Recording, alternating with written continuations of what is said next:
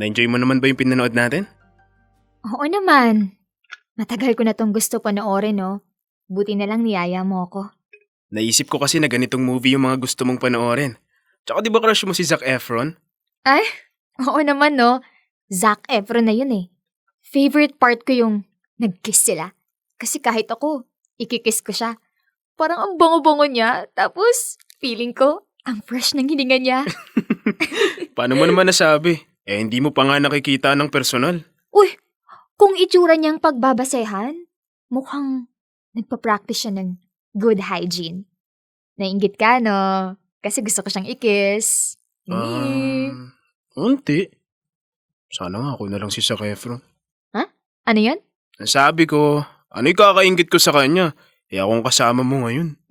Bolero. Ano, tara na? Para kumain at mag-date na tayo. Ano? Hindi, gutom na ako.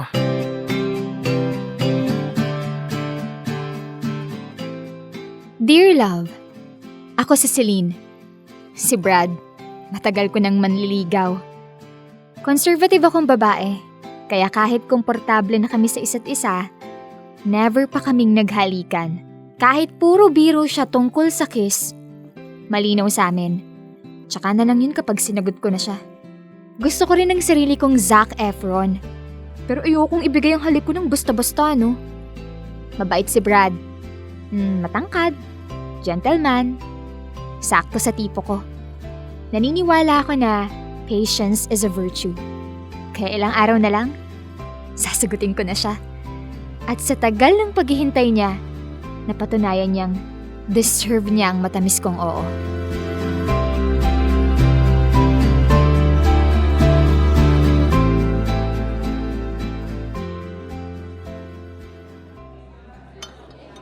Kamusta naman yung food, Celine?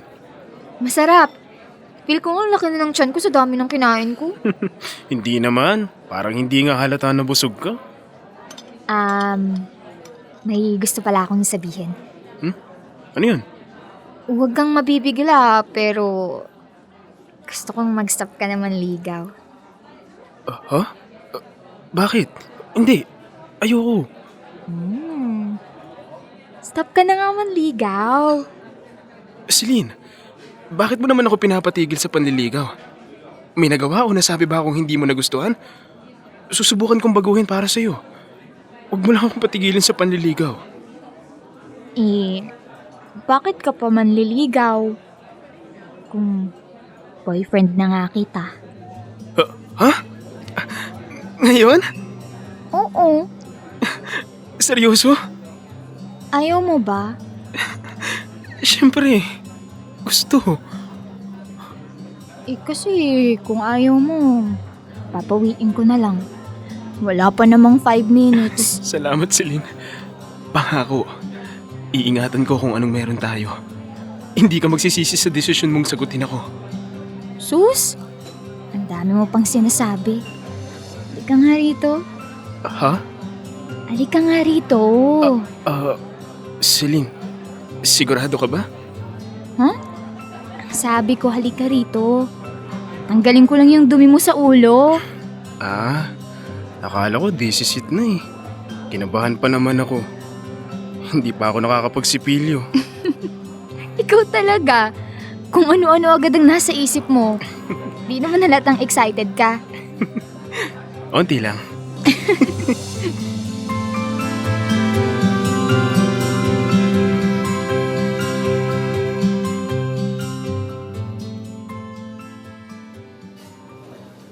So ano na?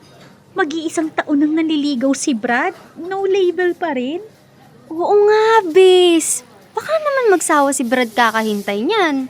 Guys, relax. Bakit parang mas excited pa kayo kay Brad? Bakit ka nga nagpatawag ng emergency meeting? Anong problema? Hindi ko kasi alam kung dapat ko na ba siyang i-kiss. So, kayo na ni Brad? Oo. Oh my God! Congrats, bes! I'm so happy for you! Ay, finally! Sa sobrang conservative mo, halos daigin mo pa si Maria Clara. Pero ano nga ulit yung tanong mo? Kung dapat mo na ba siyang... Ikis? Oo, hindi kayo nabingi. Kasi sa tuwing papunta na sa action, parang hindi ako makahinga bigla. May kung anong pumipigil sa akin. Basic. Kinakabahan ka lang, girl. Lahat naman tayo dumaan dyan. Ang kailangan mo lang ay inspiration. Isipin mo yung mga cravings mo. Katulad na lang ni Zac Efron. Diba? Crush na crush mo yon? Di isipin mo, si Brad ay si Zac Efron. Don, siguradong sigurado ko. Susungkab ka agad. Kailangan pa bang i-memorize yan? O kaya gawin nyo ng lights off para at least hindi nyo makita ang mukha ng isa't isa. Makakabawas ng kaba. Tsaka, feeling naman namin, deserve ni Brad ang matamis mong, mwah. Ang sabi mo naman sa amin, kayo na. So, ano pang rason bakit hindi? Unless, hindi ka pa talaga sigurado sa kanya kaya nagdududa ka kung dapat mo ba siyang pagbigyan. Hindi naman. Totoo naman yung nararamdaman ko kay Brad. Kaya ako siya sinagot. Siguro nga kinakabahan lang ako.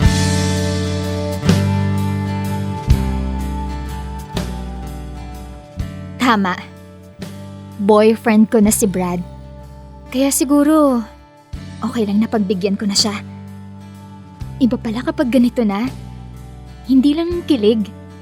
May kasamang kaba. Nahihiya rin ako. First time ko. Si Brad ang first kiss ko.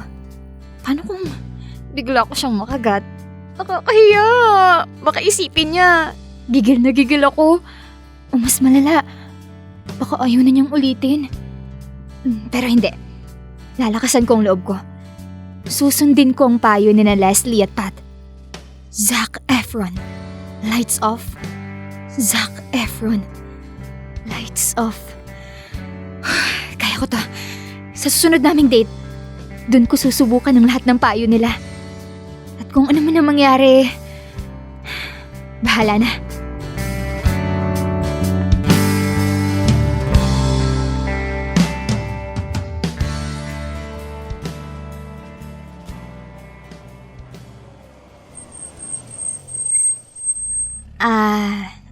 Babe, salamat pala sa paghatid mo sa akin. Sobrang na-appreciate ko yung date natin na to. Wala yun, babe. Alam mo naman kung gaano kita kamahal. Kaya kahit anong gusto mo, ibibigay ko basta kaya ko. Ito na siguro ang perfect timing. This is it. Tsaka grabe, babe. Sobrang ganda mo talaga today. Hindi ko maalis ang tingin. Wait lang, Celine. Sigurado ka ba? Di ba, sabi mo, hindi ka pa handa. Shh. Handa na ako.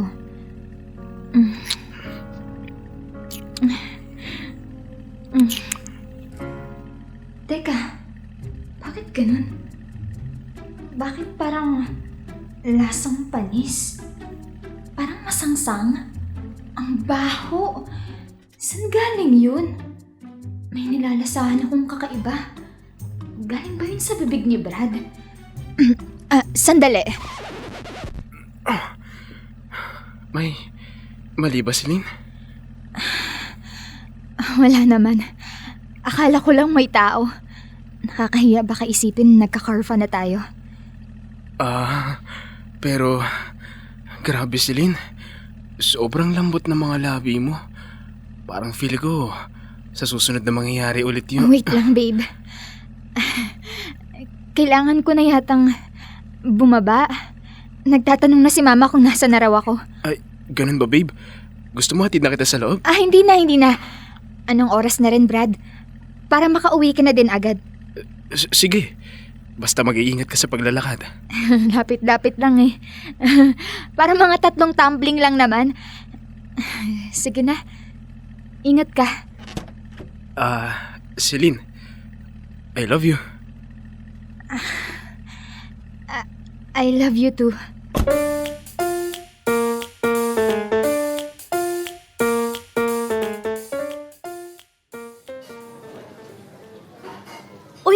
Lee, congrats dito sa bago niyong business I'm so happy for you. Thank you. Grabe nga. Hindi ko inakalang kakayanin kung magtayo ng ganitong business.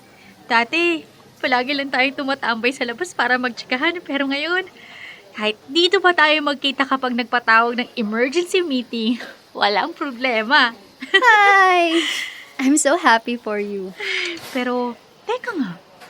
Bakit may hindi naman masaya sa ating tatlo? Hoy, Celine, ano ba yung iniisip mo? Bakit kanina ka pa nakatulala dyan, ha? Nag-away ba kayo ni Brad? Hindi. Pero naiinis ako. Bakit? Nag-kiss na kasi kami ni Brad. OMG! Oh, kumusta? How was it? Mala, Zac Efron ba ang atake ni Brad? Okay naman. Kaya lang, Ano? may amoy. May amoy? Yeah. May amoy at may kakaibang lasa yung bibig ni Brad. Eh, baka naman kasi kung ano-anong kinain nyo bago kayo mag-kiss. Hindi eh. Parehas na naman kami ng kinain pero parang hindi naman ganun yung amoy ng bibig ko. Tsaka hindi lang amoy. Pati yung lasa nung nag-kiss na kami. Kakaiba. As in, parang lasang malansa na masangsang. Close to imbornal. Hindi ako pwedeng magkamali. Isa pa, pareho kami nag-toothbrush pagkatapos kumain. Sinabi mo na ba yan sa kanya? Ayun na nga. Hindi pa. Hindi ko alam kung dapat ko bang sabihin dahil baka ma-offend ko siya. So ano nang balak mo ngayon? Kilala kita. You judge people based sa hygiene. Pero at least, naging memorable ang first kiss mo. Hindi ko alam. Parang ayaw ko na ituloy. So makikipaghiwalay ka na sa kanya. Dahil sa hininga niya. Pinag-iisipan ko. Pero hindi ko talaga kayang tiisin yung ganong klase ng amoy ng hininga. Ba't di mo ba yun naamoy nung naliligaw pa lang siya sa'yo? Ayun na nga. Parang ngayon ko lang na-realize na kaya pala sa tuwing kasama ko siya, ay kung anong amoy na hindi ko maipaliwanag. Baka kaya Brad ang pangalan niya. Kasi Brad. Basta ang payo ko lang sa'yo, sundin mo kung anong makakapagpasaya sa ilong mo, sa puso mo. Hay, subukan mong kausapin. Baka sakaling maisipang bumisita sa dentista. Ay, naku. Hindi ko na alam.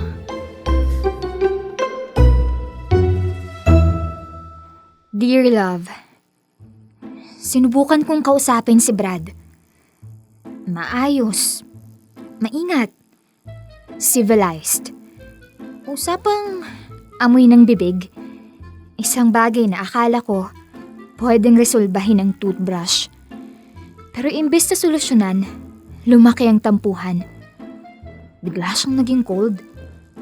Lumipas sa mga araw na wala kaming usap-usap hanggang sa dumating sa puntong hiniwalayan ko si Brad.